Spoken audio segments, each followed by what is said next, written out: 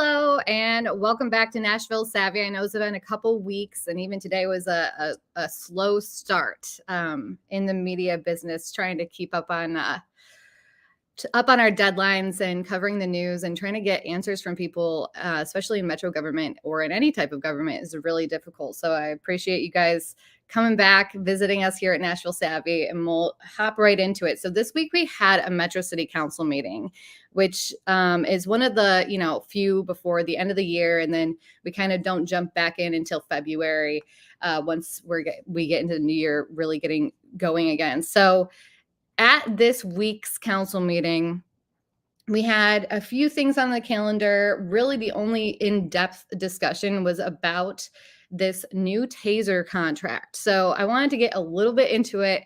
It wasn't nothing too crazy, but we in Metro have Tasers, and let's back up to the beginning of why we encourage having Tasers in our MNPD. It's mostly to have an alternative to lethal force, which was obviously something that we saw during 2020, the riot era, the George Floyd era. Lethal force became a hot topic during the George Floyd-ish 2020 era. People really started to push for the use of tasers instead of guns, and trying to tamp down some of the lethal force that's used by police officers in obtaining criminals who are, at large, or, arresting people and such. So we are looking at a Taser contract with Axon. That was what we were looking at. The kicker is that we just upgraded our contract with Axon not like a year ago. So they're coming back with another contract because there's a new shiny toy. It's the Taser 10, and I'll give you some more details about it. But they're coming back and telling Metro and the council that, hey, if you want to lock in this price for this new Taser and upgrade all of MNPD with this new Taser, you have to do it, and you have to do it now. Because if you don't do it now, then you're going to lose this pricing. And so they kind of put this pressure on Metro Council to pass this new contract so that all of MPD can get new Tasers. Of course, this did not go over well with a lot of people for different reasons too, because just a year ago, they did the same thing. Like, oh, it's like a limited time offer. If you don't do it now, you're going to miss out. And we bought the Taser 7s. So that's what we have right now. They are they come with, like, I don't know if you know much about Tasers, but these are the ones that you shoot with a cartridge and they like go into you. It's like Tasers it's not like the kind you get jabbed with. It's like one that they shoot at you. And the Taser 7s, I think that they have like a 12 to 25 foot range. Those are the ones that we have. They are more accurate than the ones that we were using previously.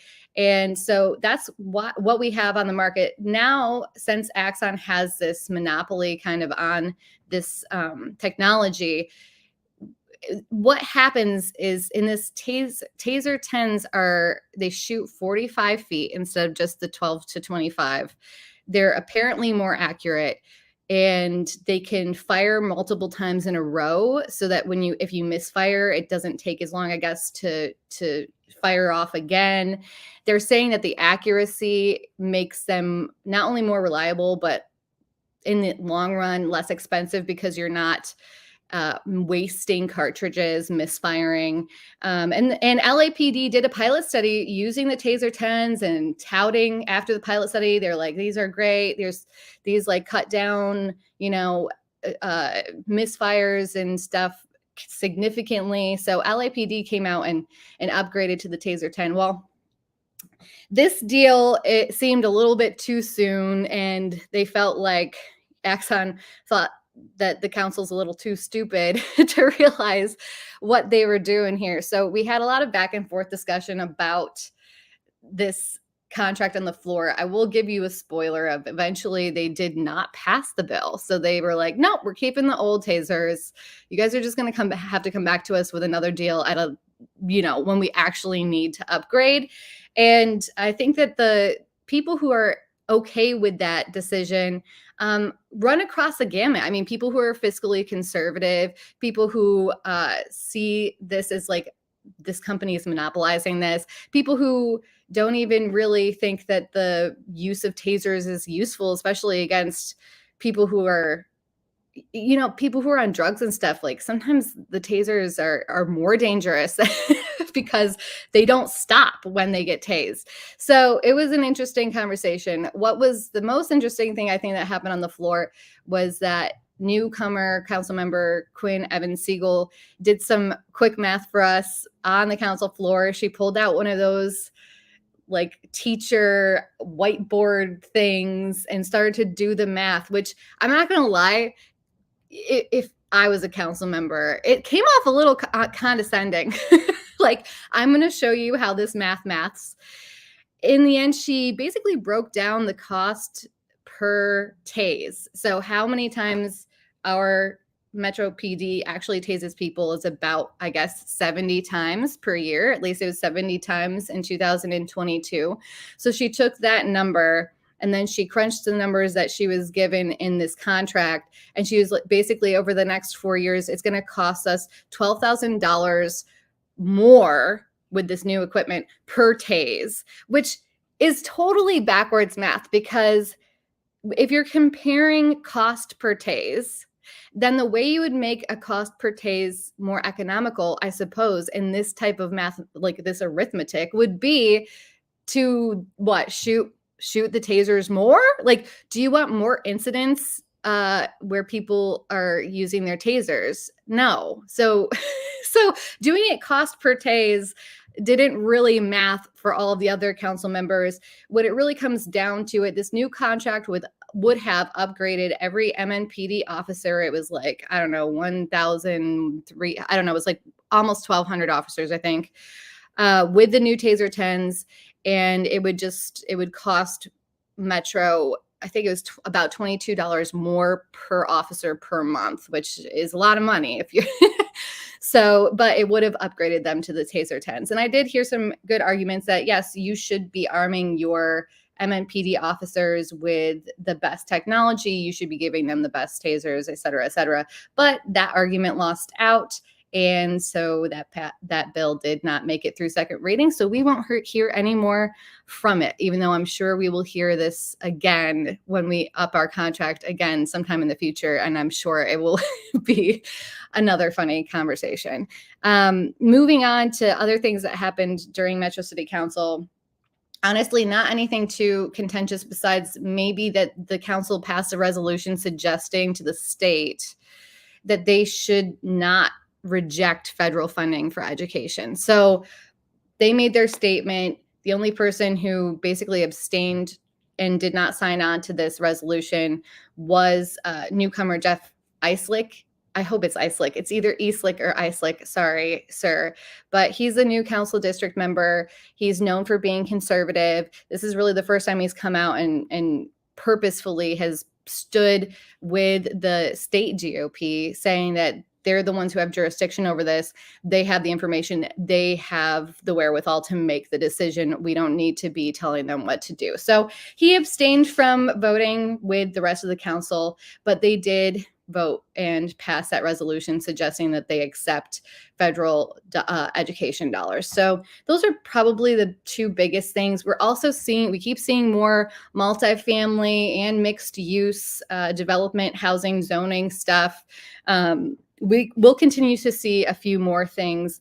And when it comes to, I think, when we're looking at zoning and development, because I think that people are starting to catch on to density. And so I will be interested to see how things will be moving forward as far as all of this multifamily zoning stuff goes. Moving on, I want to show you a quick clip. So over the last, since the beginning of October, we've seen these protests downtown. We've seen pro-Israel and pro-Palestine protests, but the majority of the protests have been pro-Palestine, and they have gotten exponentially larger each time they go and meet. They've shut down West End, they've shut down Broadway. And so I have gone to a few of these protests just to document what's going on there. So I wanted to quickly play a little bit of a clip of one of the organizers giving a speech that I captured when I went to the protest a couple weeks ago. So we're just going to play that real quick, just a little tiny clip.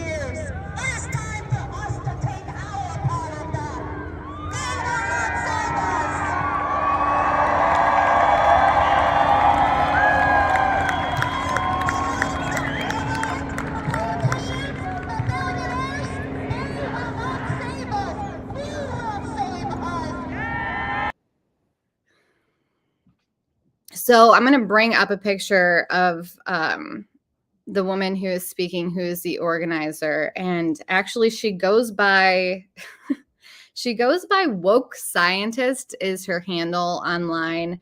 She is a Vanderbilt fellow. And actually I'm trying to find her name. We'll find her name in a second. But like I said, she goes by Woke Scientist. You can find her. She's been organizing a lot of these protests. She was the one speaking in that clip. It's really hard to hear because they're talking through those, megaphones. But when you sit down, I have transcribed part of it. She really made a few strong claims, one of them being, you're seeing so many organizers around the world, not just protesting, but taking direct action. And then she starts to go towards, we don't need to be asking permission or for permits. They're taking in direct action. Instead of doing the status quo, they're tormenting companies, the manufacturers who build the bombs, the tear gas canisters, the light phosphorus, the Apache helicopter distributors. We're seeing people chain themselves to ships. And protests are the floor, not the ceiling. So during this rally, she really started to tell everybody, all right, this isn't working. Protests aren't enough. Here's another line from it. It's time to stop begging them for crumbs and direct time and energy to understand how our communities' struggles are connected and directly target their power centers. So this is not only a call to protest and exercise their free speech, it turned into a call to take some type of further action. What those actions are, you can only guess. And we'll go into more of that when there's going to be some other videos coming out with the different journalists that I will share with you guys online. But it's not just a call for a ceasefire. It's a call to disrupt. I heard one person at that rally specifically say to make all of your family members feel uncomfortable during Thanksgiving, which is kind of funny, but not really, not when it comes to the seriousness of this type of protest. We've seen these types of protests escalate over the years, especially since 2020. We have places like Seattle where the storefronts, they anticipate certain times of the year when they just know everything's going to be broken and burned down. So unless you want that type of stuff to happen, it's time to pay attention to the fact that these protests have an end. They're continuing. They just did one the other weekend. They shut down Broadway. They're going to continue to do them until they feel like they're, I guess, accomplishing and achieving what they want, or they feel like they can't do what they want here and they move on to a different city. So that's really interesting. Let me see if I can't pull her name up. But I wanted you guys to know that this is happening right here. It's happening at Centennial Park is where they do a lot of their protests. It happens in downtown. And I will be putting out her name and publishing her speech later this week. So unless I find it before the end of this streaming, I'll mention it. But for now, just know she's known as Woke Scientist. Another interesting thing about her is she blames capitalism for all of the trauma and the mental health issues that people suffer in the West. And it's interesting because I've listened to quite a few. In a lot of ways, she makes a lot of sense. She's talking about things that are true about people, how our system, our health system isn't about healthcare, it's sick care. And it's really interesting how she can be aligned on so many things, but then want to push. She wants to basically, she's a disruptor and she's an anarchist. So she wants to get rid of everything writ large and start over. And that's just her approach, apparently. So that's what you will be seeing from people like her. Even if you watch videos and you're like, wow, this makes a lot of sense. I mean, she also is willing to burn it all down. So there you go, the Woke Scientist. Our next section, So I wanted to talk a little bit about, for today's local corner, I wanted to talk a little bit about what we saw. Oh God, what did I want to talk about? This is what you get when I don't know. Oh, okay. The sidewalk lawsuit. Okay.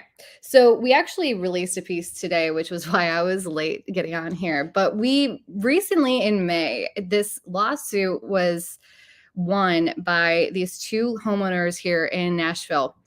And essentially, Nashville Metro passed an ordinance originally in 2017, and then they made an adjustment to it in 2019, where they could coerce private property owners into having to build the sidewalks on their properties. So basically, they would withhold your permit until you agreed to either pay a payment towards this sidewalk fund that Metro could then use to build the sidewalk with, or you were willing to pay to build the sidewalk yourself, and then they would allow you to actually get your permit to do whatever you were going to do, build on your property such. So we've seen so over the years we've seen all these floating sidewalks where you just see like a strip of sidewalk in front of one house and then no sidewalk, and it's because of this ordinance, is that suddenly you're just seeing people have to build the sidewalk in front of their private property. And this type of coercion was deemed unconstitutional. So these two gentlemen who sued Metro won, and the appeals court decided this is unconstitutional. You can't force people to pay for this public right of way.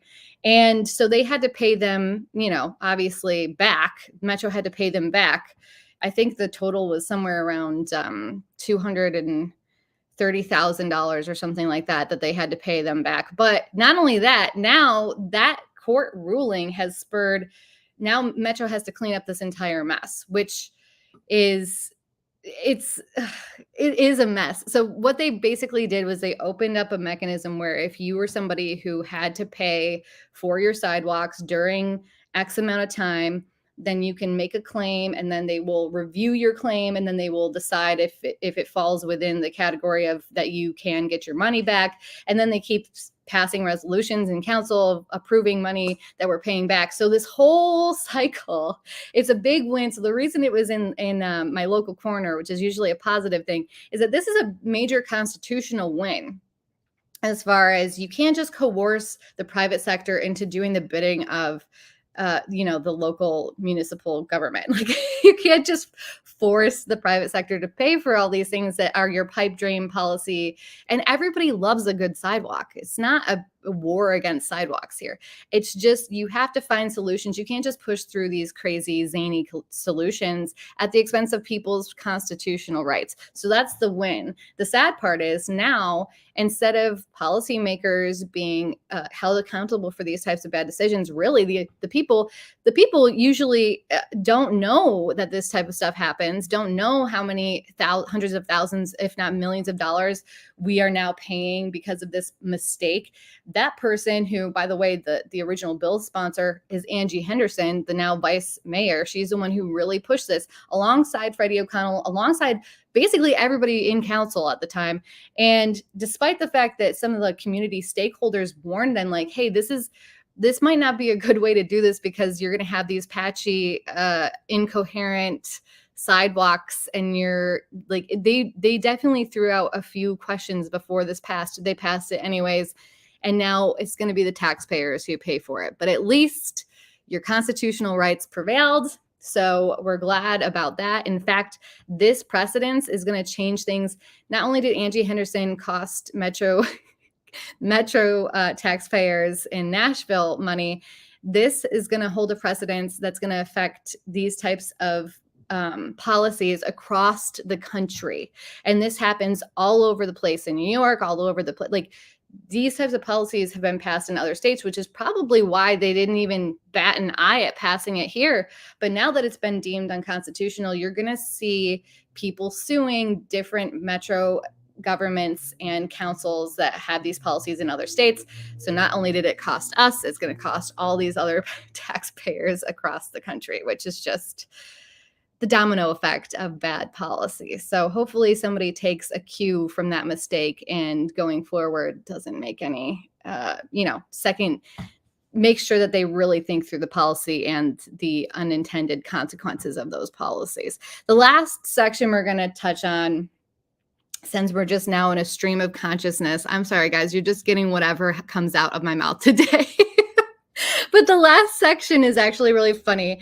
I'm going to show a clip during the taser back and forth when they were talking about tasers during the council meeting.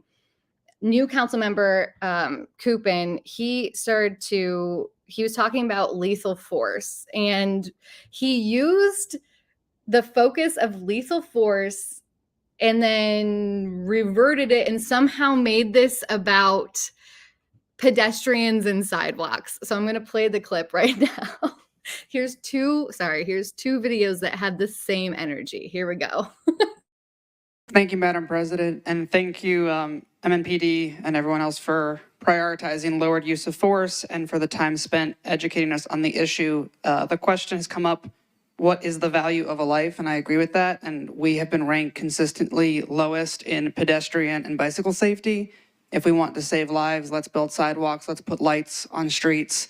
There's a lot of ways to do this. And I'm aware there's not an apples to apples finance conversation here, but I think the distinction is important.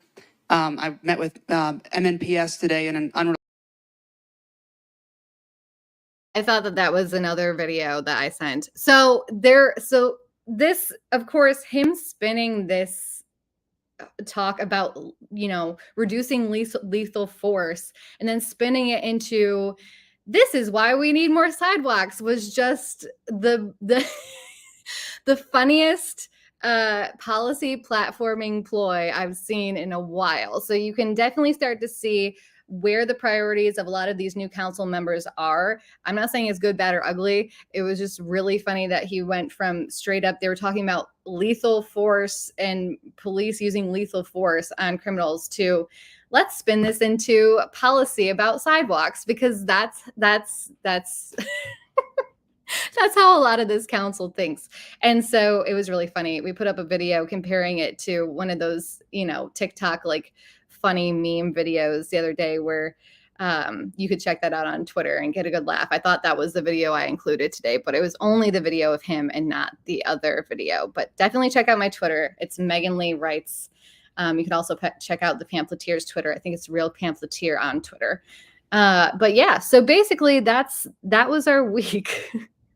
I'm trying to come back at you guys with a lot more preparation next week and not look like I just pulled all my hair out editing my morning piece like I did this morning. So thanks for tuning in as always. And I'll see you guys next week. Bye. Oh God. Ooh.